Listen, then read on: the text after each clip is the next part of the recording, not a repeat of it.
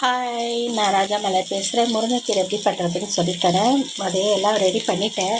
காஞ்ச மிளகா, வெங்காயம், எண்ணெய் ஊற்றி நல்லா வதக்கிடுங்க. அதுக்கப்புறம் முருங்கைக்கீரையை போடணும். முருங்கைக்கீரையை போட்டுட்டு அதுக்கப்புறம் நான் சொல்கிறேன். முருங்கைக்கீரை பாய்ச்சி நல்லா வெந்துச்சு. அதுக்கு வேர்க்கடலை அரைச்சி வச்சுருக்கேன். இந்த வேர்க்கடலை கொஞ்சம் போட்டுக்கணும்.